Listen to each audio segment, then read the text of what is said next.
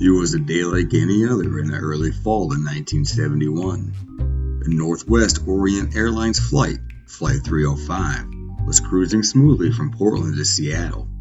Just another trip across the Pacific Northwest. Except for one tiny, insignificant detail. A man who we now know as D.B. Cooper had decided to make this flight the most interesting thing that happened to the airline since, well, ever. Now, most people on the flight were probably thinking, nice, peaceful trip, maybe catch up on some reading, have a coffee, or stare out the window and wonder why the sky was so dang blue. But little did they know, they were about to be a part of an event that would leave the world scratching its head for decades. A hijacking. But not just any hijacking. A hijacking that would come with a side of mystery, intrigue, and a dash of humor. Because, let's face it, if you're gonna hijack a plane, might as well do it with style. D.B. Cooper, a name that sends chills down the spines of true crime enthusiasts, and in a way, also to the hearts of those who just want to know where the guy went. Was he a criminal mastermind? Or just some guy who thought, it's a Tuesday, let's do something wild today? We may never know. The hijacking. It all started at a Portland International Airport. A man tall, but not exactly memorable, boarded Flight 305 with a briefcase in tow. The passengers didn't think much of him. He was just another guy in a suit. After all, back then, everybody wore suits to fly. Even the pilot probably had a suit on. But Cooper was no ordinary businessman. And as he settled into his seat, row 18D, which may or may not have been a window seat depending on the layout of the plane, he had something far more interesting in mind than a trip to Seattle. Now the moment you've been waiting for. Cooper, cool as a cucumber, hands the flight attendant a note. You'd think he was flirting with her, but instead, he was just doing the kind of flirting that involves a bomb threat and a demand for $200,000 in cash. Very meet the parents kind of vibe. I have a bomb, he said calmly, lifting up a briefcase. And I'm gonna need $200,000, 4 parachutes, and a safe flight to Mexico. Now, imagine for a second what the flight attendant was thinking. Was she considering calling for backup? Was she thinking, this isn't my first rodeo. This guy is just a little over-enthusiastic about catch me if you can kind of game. But no, she kept her cool and asked the obvious question. What do you want? I want $200,000, 4 parachutes, and nice calm descent to Mexico, Cooper replied. He didn't seem like the man who was about to go full diehard on a plane. He just seemed like a guy who had a really, really bad day at work and thought, you know what? I'm gonna do something about it. The hijacking. As Cooper's demand for $200,000, 4 parachutes, and a safe exit to Mexico hit the flight crew like a ton of bricks. They didn't panic. They did, however, realize that the easiest thing to do was to give this guy exactly what he wanted. After all, you don't mess with someone who has a bomb, especially when they don't even seem that interested in setting it off. Cooper's calm demeanor wasn't just impressive. It was like he was auditioning for a role as a villain in a James Bond movie. Just picture him, quietly adjusting his tie, while the flight attendant scrambled. Meanwhile, the passengers on the plane were going about their business, blissfully unaware that their in-flight movie was about to be interrupted by a very real and very bizarre situation. One might imagine that most of them were probably pretending to read newspapers or magazines, nervously eyeing each other over the tops of their glasses, but thinking, well, this is Portland, strange things happen here, right? The plane's captain, William Scott, who could very well have been the calmest man on the plane at the time, was tasked with trying to land the plane in Seattle without causing a panic. He made the decision to comply with Cooper's demands. But of course, he couldn't just help to think, how the heck do you get $200,000 in cash and 4 parachutes? Do I just head over to the local bank or... The negotiations. The flight attendants who were used to handling rowdy passengers find themselves in uncharted territory. One of them, Tina McLeod, took the brunt of the interaction with Cooper. She walked up and down the aisles, trying her best to keep the passengers calm, while at the same time engaging in negotiations with Cooper. At one point, when she asked if he wanted a drink, Cooper just shook his head and said, "Nah, just cash and parachutes. If it's all the same to you, I kinda just like to sit here and think about my next move." "Sir, would you like a snack or some peanuts perhaps?" Tina offered, trying to make the situation seem as casual as possible. "Nah, just get my money," Cooper replied, his voice deadpan, like he was ordering pizza, not hijacking a plane. Meanwhile, the FBI, who had been notified immediately, started their investigation. Though the concept of negotiating with a hijacker was still a new one. They were probably thinking, well, this is awkward. How do we do this?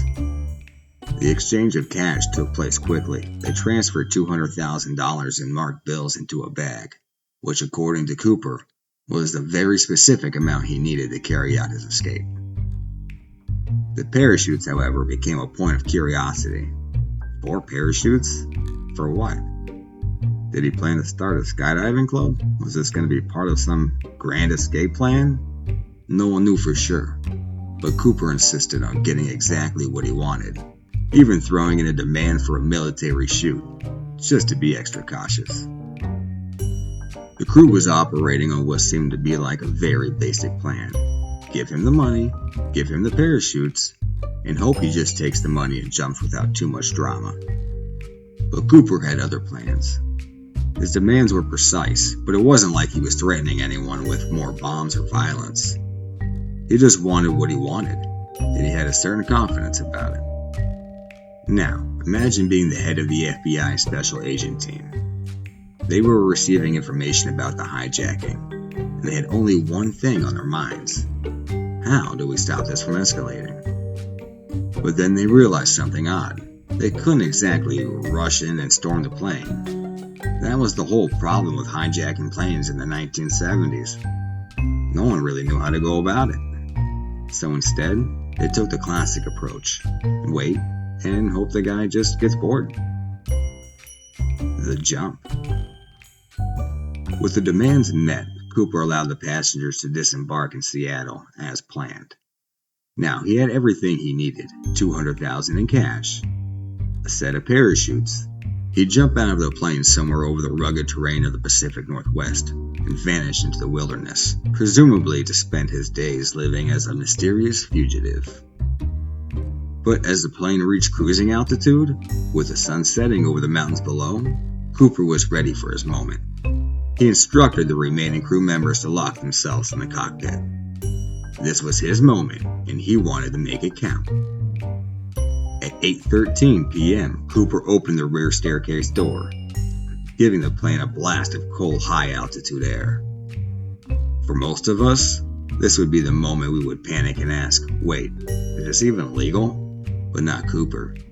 He had it all planned out. His jump timed to perfection would be a mystery for the ages.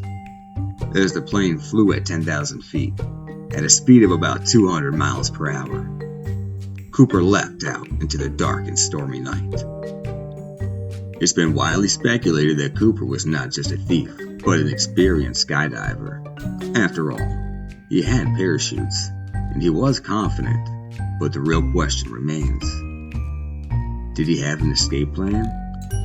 Or did he just take a leap hoping for the best? Either way, the man had guts. The FBI investigation. When the plane landed in Reno, the FBI swarmed. But there was no sign of Cooper. No parachute, no body, no clue. Just a missing man and a trail of mystery that would never fade. The investigators were baffled, and the theories began to pour in. Maybe he went to the moon, said one agent. Another theorized that Cooper had parachuted to a secret base in the mountains, where a group of cultists were waiting for him. Still, another speculated that he'd jump out of the plane, survived, and is now living under the name Ted Cooper in the suburbs of a small town in Idaho, selling insurance and driving a minivan. The more the FBI searched, the more ridiculous the theories got. They brought in experts, people who claimed to know all about skydiving, criminals, and weather conditions. One expert even claimed that Cooper could have survived the jump if he landed in a specific patch of trees, though no one had any evidence to support that. The mystery only grew, and every year new suspects were named and new theories were put forward. Theories and speculation. Fast forward several decades, and D.B. Cooper's story was still the subject of countless books, documentaries, and internet threads. Each story about Cooper's fate was more outlandish than the last. Perhaps he became a world-famous cryptographer who cracked a secret code. Maybe he moved to South America and started a salsa dancing school and became a legend there.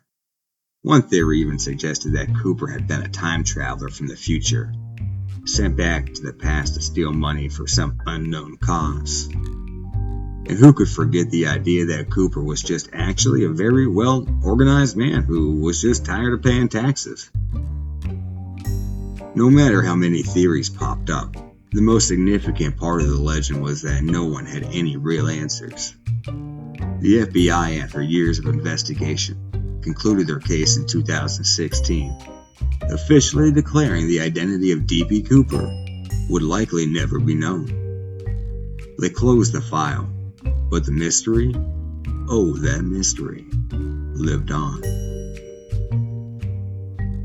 The continuing legend of D.B. Cooper. And here we are, decades later, still wondering who D.B. Cooper really was. Was he a brilliant criminal mastermind? Or just an opportunist who happened to have a bold idea one evening in 1971? Was he a man who vanished into the wilderness, or a legend who lived in our imaginations? We may never know, but one thing is for certain. D.B. Cooper is the kind of mystery that makes people laugh, speculate, and marvel at the audacity of one man who dared to jump out of an airplane with a briefcase full of cash, leaving behind only questions, theories, and the world's most baffling unsolved crime. And if he's still out there, enjoying a quiet life in some unknown place, perhaps he's laughing right along with us.